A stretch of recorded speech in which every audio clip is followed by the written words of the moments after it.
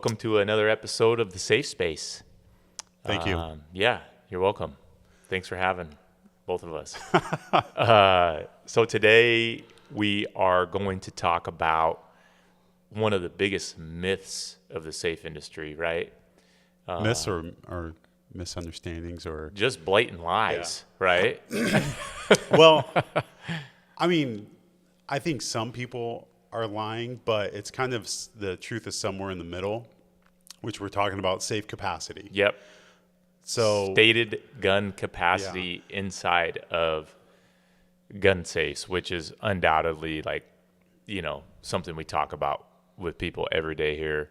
We hear from guys, it says you can store this many, but I can only get a half of that or a third of that in there. Yeah, and as the safe industry gets older, or the gun safe industry, a 30-inch wide safe 40 years ago was a 20 to 25 gun safe, and now it's a 30 to 35 gun safe. So they keep on putting a smaller amount of cutouts, or I should say, making the cutouts smaller, larger number of cutouts inside the same size safe. So it's centered around marketing.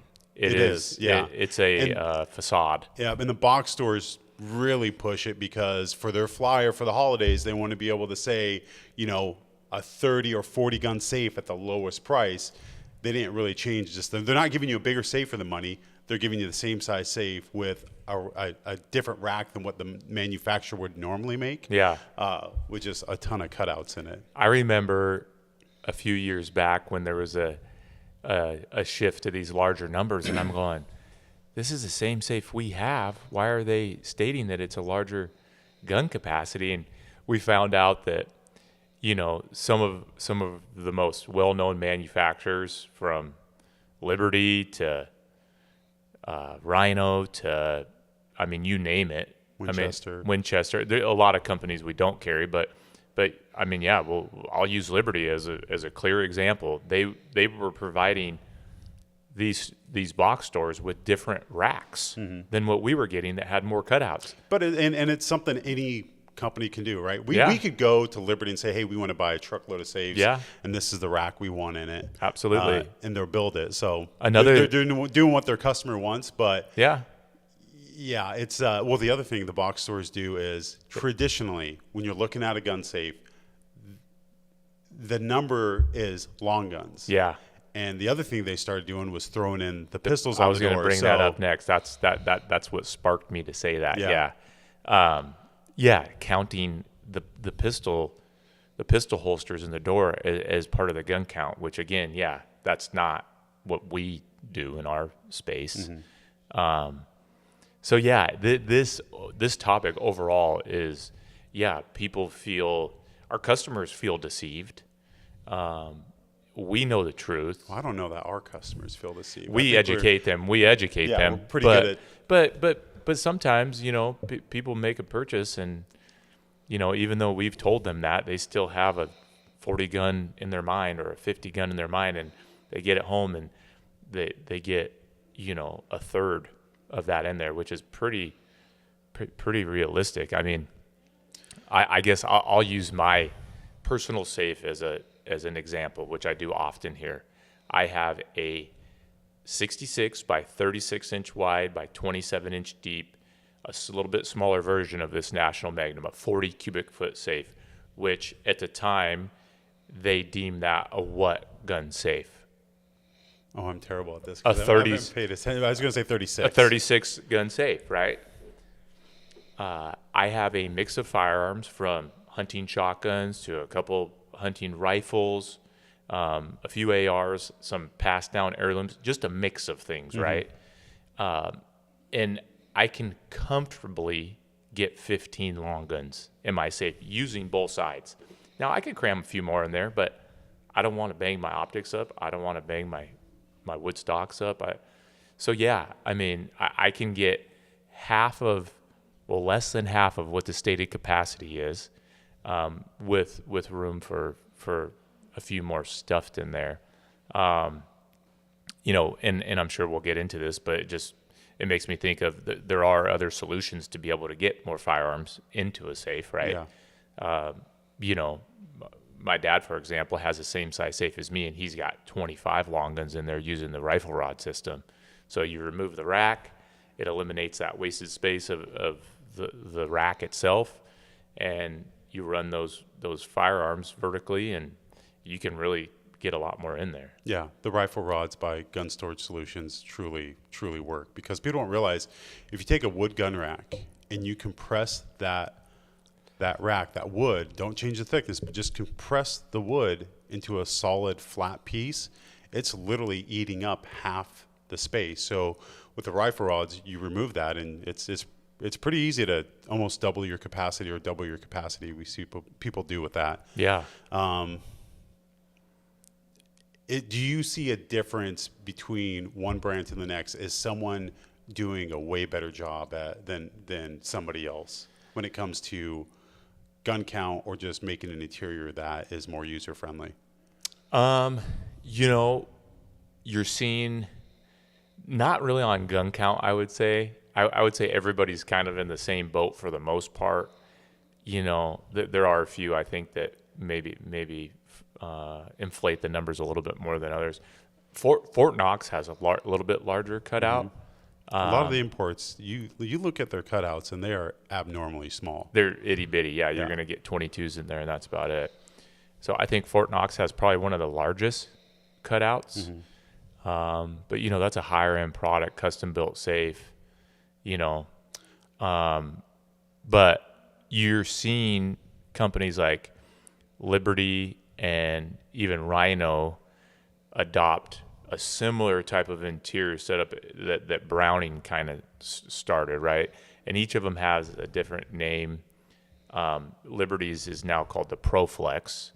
So you're seeing these steel rails on the back wall of the safe.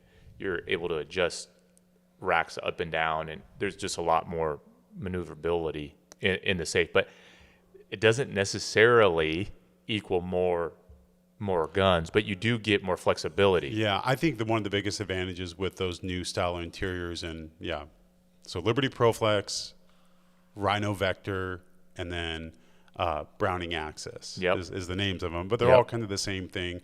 They work more like you'll see it in like a refrigerator rack, right? You got vertical rails going up the back of the safe, metal brackets that lock into the back. Yep. So I think they're stronger, they hold more weight. And the rack itself doesn't have a whole bunch more cutouts, but where I think the advantages with those is there's no center dividers. Yep. So you don't have a wall that you're up against. Your optic or a bolt or a piece of the gun can kind of spill in. Buttstock. Yeah, to the dead space of the other area. That's a good point. Yeah, absolutely. You know, every inch counts, and when you can find those little pockets. Yeah. You know, it's super helpful. Speaking of Browning, their interior, you know, they're known for their door storage system, which, you know, they've got scope savers on some of their safes. And I think that can be deceiving too to people, because you look at it and you go, oh, I can get, you know, these guns on the door. It's going to save me room inside my safe. Yeah. But really, the space that door takes up, you're losing that space on the inside of your safe. So although it is user friendly, and I like their interior, and they were kind of the first ones to do that access interior, modular interior, it is a bit deceiving in my opinion. Yeah, I would say if you're looking for optimal, you know, like just optimizing the storage you have within a space, the most efficient is probably going to be rifle rods. Yep. Then it's going to be one of those new style interiors we talked about, ProFlex, Access, or Vector. Yeah. But most of your whether it's your swing out rack from Rhino, whether it's your slider racks that Summit or Reed Safe does, or the Browning door panel, there's no free lunch, right? It's you're giving up something, and all those systems offer you, I would say, easier access for less amount of guns. Yeah, you get the accessibility. So, and some people are cool with that. In fact, in some cases, I would be cool with that, right? Like, okay, I just realize what you're getting. Yeah, I don't have 100 guns, but you know what? I've got 5 to 10 guns that I use, say, right, more regularly than others. And having those readily available and easy to get to with the swing out rack from Rhino, or like you said, the slider system. Yeah, sometimes people are okay with giving up capacity for usability. But yeah, like you said, know what you're getting. So yeah, if you look at let's use a 25 cubic foot safe, the most commonly purchased safe. One of our best selling safes. So Liberty Centurion 24. It's an entry level safe. It's right around $1,000. We sell them by the baker's dozen here every year. They state that that's a 24 gun safe, correct? Yep. Realistically, and this is going to depend on what types of firearms you have in there, but let's just use a mix like mine, right? A couple of shotguns, a couple of scope rifles, an AR or two. How many are you going to get in that safe?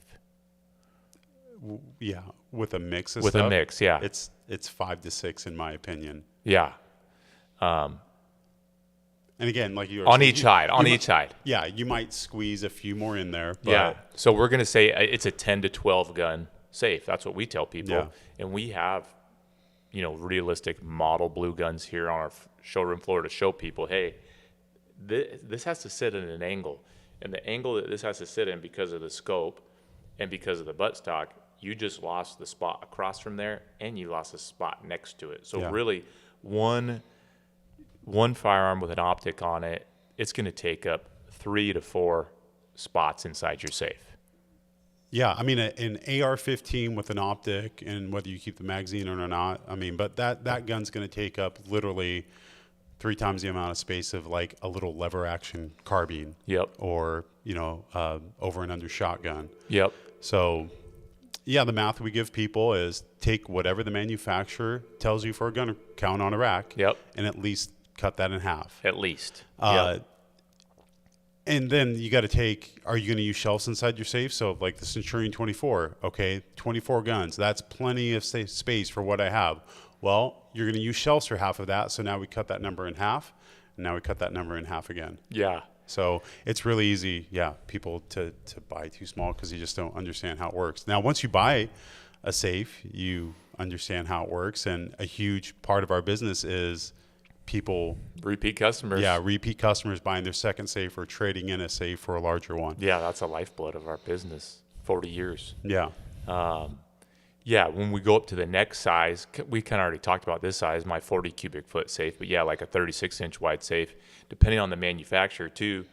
Now what you're seeing is instead of getting one U-shape or easy out rack and one what we would call a collector or sportsman's rack, depending on who you're talking to. Yeah. Which is your horizontal lines back and front to back. Now you're getting 2 collector racks. So again, they can market that higher gun count. Yeah. But you have to move multiple rows of firearms to get to the ones in the back. So yeah, you can gain capacity but lose accessibility in the next size up. And even in a 50 cubic foot safe, we sell a ton of large safes here. We can use a 72 by 42 by 27 inch size safe, 50 cubic foot, whether it's a Liberty or Rhino or Browning or whoever. At the most, if they say that it's a 50 gun safe, which some of them are even marketing higher than that in that size, I tell people, hey, you're going to get around 20 long guns in here at the most. And I think that's even being generous in some cases. So yeah, in those 3 sizes, those are some examples of actual gun count. It's long been it's one of the most talked about topics here, right? How many guns can I get into a safe? What's the right size? That's why we try to write articles and talk about this so we can educate people. Hey, this is what's realistic, because everybody looks at a 36 or a 42 inch wide safe and they go, oh, that's huge. That's way too big. Yeah. And in reality, they're going to get a 30 inch wide safe home. They're going to put their stuff in it. They're going to fill it up immediately with no room for growth. And they're going to be back here within 2 or 3 years, and they're going to be spending 2 to 3 times more instead of just spending a little bit more to begin with. Yeah, I would tell somebody if you're if you think you've outgrown your safe, there's a couple things you could do. You could try a new rack from the manufacturer. Or the rifle rods. But I think rifle rods are, I switched to them a few years ago. I like them. Kevin Kinsella from Gun Storage Solutions, every SHOT Show, every Liberty dealer forum would just bug me to use them, right? And Yeah. Sorry, Kevin, it took me way too long, but Yeah. they're great. So People, for some reason, they look at them and they go, oh, it seems cheap or kind of gimmicky. Yeah. But we have them set up, at least in one safe at all times, to show people, hey, this rod connects to this piece of Velcro on the underside of the shelf. It runs down, it's coated and it's protected. It's not like a piece of steel that's going to scratch up. Well, yeah, but it's not even coated. It's just polymer. Yeah. So a lot of people don't like sliding that down their barrel, but We've had zero evidence of any issues. Like I said, my own dad uses it. You use it. I know Gary, our lead delivery guy, uses them. More people probably should use them, but I'm perfectly fine with them coming and just buying another safe too if they don't want to use Yeah, you can do that too. a $39 accessory. I'd rather them spend $3,900 on a bigger safe. yeah. So yeah, capacity, much discussed topic here is pretty straightforward. Buy a bigger safe than what you think you need. Don't believe. Don't fall for it. Don't believe the manufacturers of gun safes for their gun count. Talk to your local safe dealer, not a box store. Talk to somebody who does this for a living, and they will give you a realistic gun count of what is reality. Yeah, I'm kind of smiling because like everything we do when a customer comes in, okay, we have to explain to them, this is not as much storage as what you think. It's not as much fire protection as what you think. It's not as much security as what you think. Yeah.